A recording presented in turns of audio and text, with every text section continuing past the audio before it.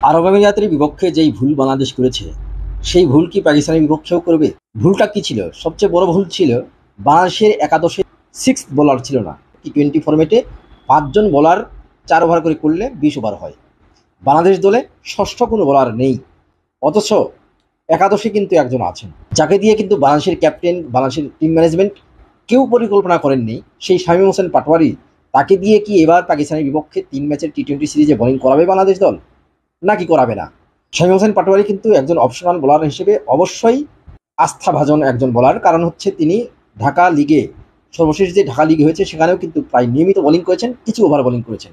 আর একটি টি-20 ফরম্যাটে ৫ জন বোলারের উপরে শুধু ভরসা করা যায় না, কারণ টি-20 ফরম্যাটে যেখানে হাই স্কোরিং ম্যাচ হয়ে থাকে, লাহোরের যে মাঠটিতে বাংলাদেশ দল ৩ ম্যাচের টি-20 সিরিজ খেলবে, সেখানে কিন্তু মোটামুটি ভালো রান হয়, ব্যাটারদের জন্য অনেক সুবিধা থাকে। সেখানে একজন জেনুইন বোলার পুরো ৪ ওভার ভালো বোলিং করবেন নিঃসংকোচে কিন্তু বলা যাচ্ছে না। যে কোনো একজন বোলার কিন্তু অনেক বেশি রান দিয়ে ফেলতে পারেন। সেই ক্ষেত্রে আরেকজন অপশনাল বোলার কে?